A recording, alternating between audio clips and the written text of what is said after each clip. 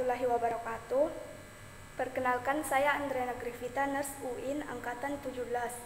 Nah, di sini saya akan menjelaskan tentang tindakan keperawatan untuk mengatasi gangguan konsep diri. Pertama-tama, kita harus tahu apa itu konsep diri.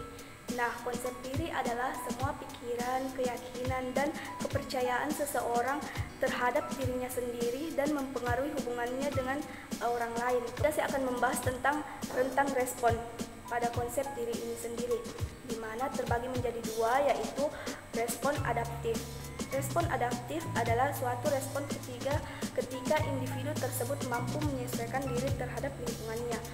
Nah, di sini respon adaptif terbagi menjadi dua. Yang pertama, aktualisasi diri, di mana ketepatan individu dalam menempatkan dirinya sendiri.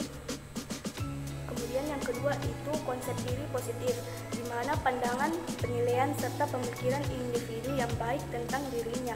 Kemudian respon yang kedua yaitu respon maladaptif, atau sebuah respon ketika individu tidak mampu menyesuaikan diri dengan lingkungannya, serta ketidakmampuan individu dalam menyelesaikan suatu masalah. Nah, di sini terbagi menjadi dua. Yang pertama, harga diri rendah adalah suatu pemikiran individu di mana seseorang memandang negatif dirinya sendiri dan merasa dirinya lemah, tidak berguna, tidak mampu melakukan. Nah, di sini saya akan menjelaskan tentang intervensi promosi harga diri dengan diagnosa harga diri rendah. Yang pertama itu tahap preorientasi, di mana di tahap preorientasi ini perawat mempersiapkan alat serta mempersiapkan diri sebelum bertemu pasien, serta tempat pertemuan, merencanakan tempat pertemuan yang akan dilakukan dengan pasien. Kemudian yang kedua itu tahap orientasi, di mana di sini yang pertama adalah salam terapeutik saat bertemu pasien. Kemudian yang kedua memvalidasi. Di sini isinya misalnya menanyakan perasaan klien saat ini, kemudian menanyakan kesiapan klien untuk dilakukan intervensi.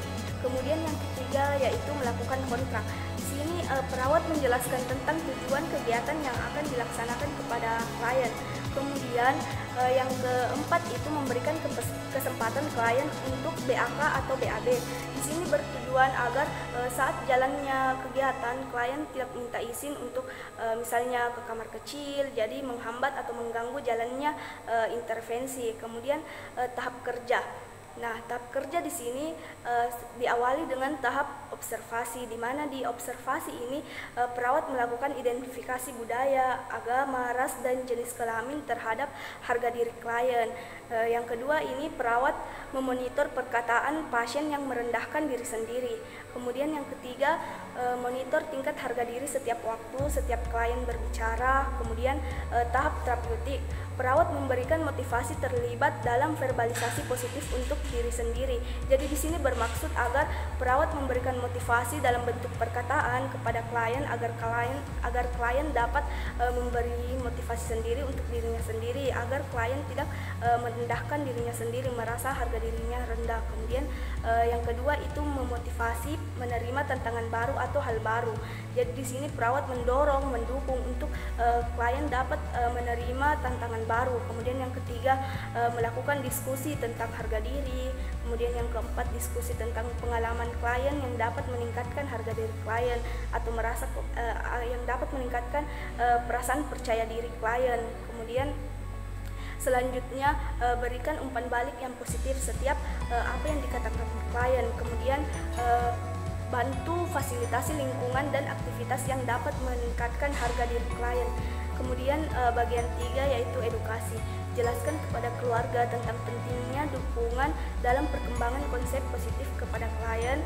Kemudian anjurkan mempertahankan kontak mata saat berkomunikasi dengan orang lain. Jadi perawat di sini menganjurkan klien untuk tetap berkontak mata. Jadi klien tidak harus tunduk terus-menerus. Kemudian yang ketiga, anjurkan mengevaluasi perilaku. Kemudian yang keempat, latih peningkatan tanggung jawab untuk diri sendiri. Kemudian yang kelima, ini sangat efektif untuk melatih klien untuk berpikir atau berperilaku positif, untuk mengurangi atau bahkan menghilangkan perasaan rendah diri kepada klien, perasaan merasa tidak bisa berbuat apa-apa kepada klien. Ini sangat penting. Kemudian melatih klien untuk meningkatkan kepercayaan pada kemampuan dalam menangani situasi.